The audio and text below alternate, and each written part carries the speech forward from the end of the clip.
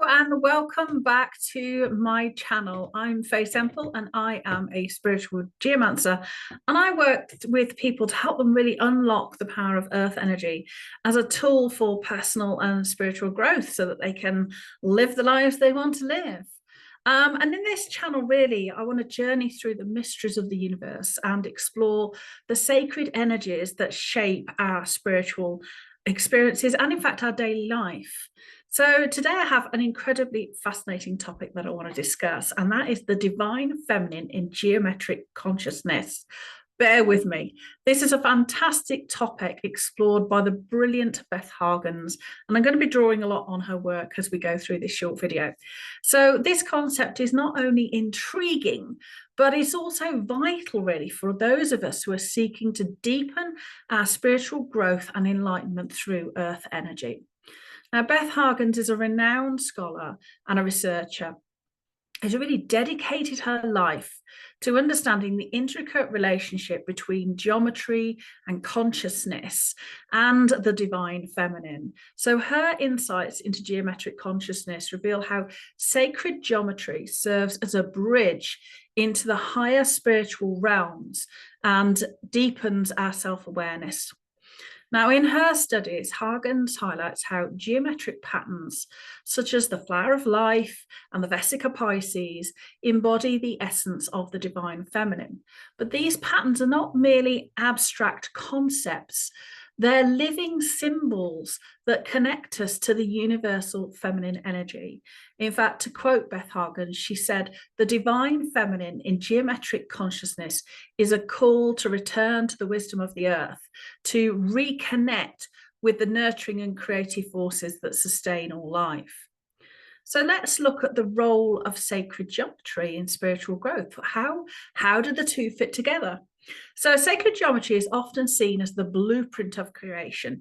It's the underlying structure of the universe. So all things have an energetic blueprint. I have an energetic blueprint that's embedded sort of my aura, my energetic fields are my energetic blueprint that give rise to my physical form.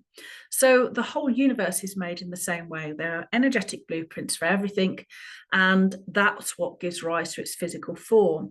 And in fact, in many beliefs, spirit is the thing that holds these blueprints together. So they're not inanimate, they're a living, conscious thing. But according to Beth Hagan, these geometric forms are far more than visual representations when we work with sacred geometry and geometric patterns. They are keys to unlocking higher states of consciousness. So let's take the Vesica Pisces, for example. It symbolizes the merging of dualities and the birth of new consciousness. This pattern represents the womb of creation, a sacred space where the divine energy flows and gives life. So it's through the lens of sacred geometry that the divine feminine is the life essence that brings balance and harmony to the universe.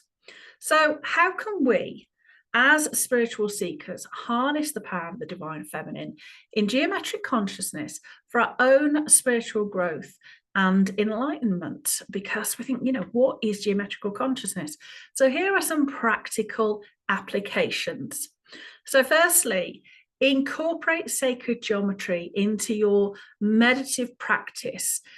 This can be incredibly powerful, whether you have a sacred geometry crystal board or a sacred geometry design. You can make one, you can buy one. Because one of the things that I've noticed from my astral traveling and other states of consciousness that I can achieve, these sort of geometrical patterns of these constantly going down wormholes increase our extrasensory perception. They increase our state of being out of body. So when I look at the energy blueprints of things, they are all geometrical. Everything to me, all geometrical blueprints are geometrical. So this is how I was able to begin by elevating my consciousness. So incorporate it. You can either visualize them, visualize a geometric pattern like the flower of life or Vesica Pisces is easy. The more complicated ones, you may want to get a mat that you just sort of abstractly stare at while you're meditating. And they can help you connect with the divine feminine energy. As Beth suggests, these patterns are gateways into higher consciousness and can facilitate a much deeper connection with the universal feminine energy.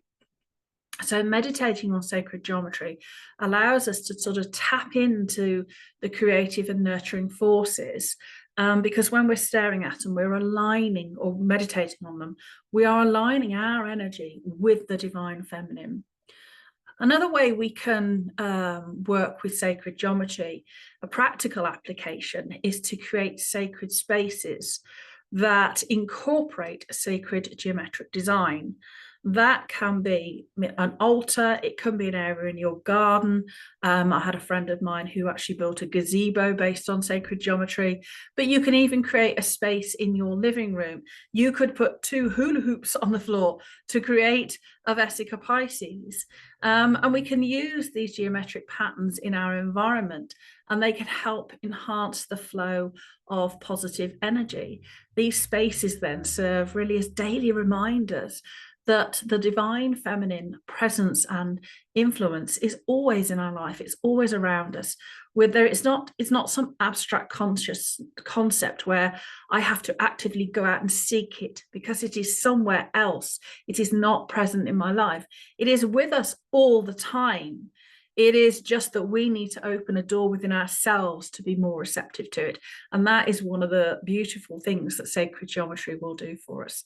It's why we have sacred geometry built into our sacred spaces, such as everything from Stonehenge to Gothic cathedrals, because they hold this stable frequency of energy, this stable frequency within a confined space, which enables us to connect with an energy that is something other than ourselves, to connect with universal consciousness, to connect with the divine feminine.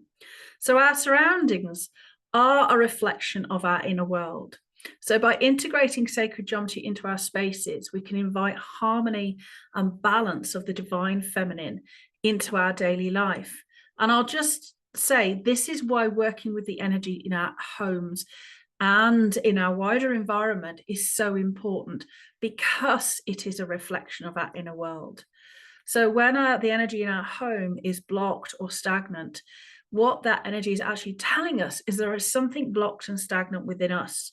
So when we heal the energy of our home, it's calling us to look at that within ourselves and to take appropriate steps to deal with it.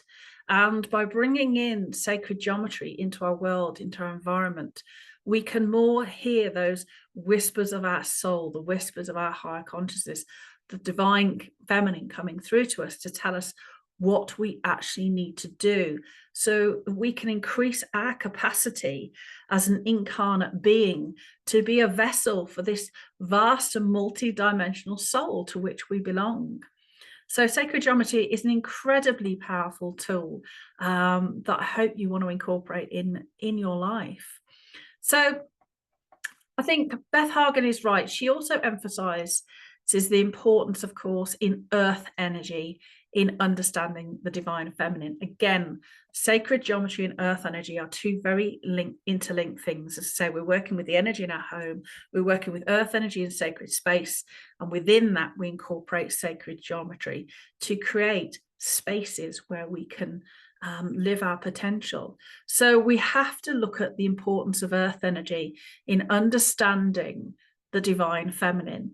And we only have to look at sites like Stonehenge, the pyramids of Giza, Machu Picchu, anywhere there are ancient sacred sites these are all aligned with geometric patterns and ley lines which tap into the Earth's natural energy grid. And again, Beth Hagan's did a lot of work on the Earth energy grid, which I will talk about in another video. So by visiting these sites, or even just studying them, you can look at the layout of them. You can gain you can tap into the Earth's natural grid. Just by thinking about them, you actually create an energetic connection. So you can gain a deeper understanding of how the divine feminine manifests in our world when you can appreciate the effort previous civilizations have put in to creating spaces that enabled us to connect to this divine feminine consciousness, that shows how important it was that whole communities and whole peoples spent a lot of time and effort building these sites to create portals, if you like, using sacred geometry to tap into earth energy, that create these sacred spaces, this energetic bubble where we can connect as a sentient being, you know, having an incarnate experience, but that we can access our soul and our soul's connection to this wider universe. This is how we're able to intuit, what am I meant to be doing? And that's particularly important, of course, if you're the leader of a society, because you're not only worrying about what you are doing, you're worrying about how you can bring your people into health, plentiful food, prosperity. So these spaces are incredibly important. So I would encourage you to work with earth energy, look at sacred geometry, use some simple meditative techniques to bring your connection to the divine feminine consciousness. So, one of the things we can also do is that a personal reflection and journaling on this can be invaluable. So take time to reflect on how you feel connected to the divine feminine and how geometric consciousness plays a role in your spiritual journey, because geometric consciousness is vast. It's about recognizing that everything has a geometric blueprint. So the earth grid is the earth's geometric blueprint. And when we look at the earth's grid, the complex grid, which I'll talk about later, but it's basically the mathematical grid form that makes the sphere of the earth possible. And the major lines and these intersections, they correspond with major cities. They also correspond with weather fronts, mountain ranges. There is so much that makes the earth possible, but ultimately it is this grid that holds the pattern and form for the physical earth. So the energetic pattern comes first. It gives rise to the physical form. So my body does not emanate my aura. My aura is there first. It gives rise to the creation of my physical form. So when we look at it that way round, really some personal reflection and journaling can be really invaluable. Write down your thoughts and experiences. What are your thoughts and experiences of being out in nature, of being sacred sites, of working with sacred geometry?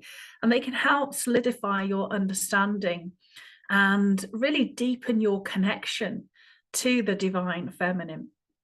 So, again, to quote Beth Hagan's, the journey into geometric consciousness is deeply personal. Reflect on your experiences and let the divine feminine guide your path. No one else can tell you how else to do this work, exactly what you're going to experience, exactly how you're going to be opening up your consciousness or your awareness. By its very nature, these experiences are often ineffable. We cannot describe them, and our experiences will never be like anybody else's. There is no roadmap, because this is our soul's path, and we need to walk that path to become who we were meant to become. So I hope this brief exploration of Beth Hagan's work on the divine feminine in geometric consciousness has inspired you. And if you're eager to delve into these concepts, I encourage you to explore her writings and incorporate these practices into your daily life.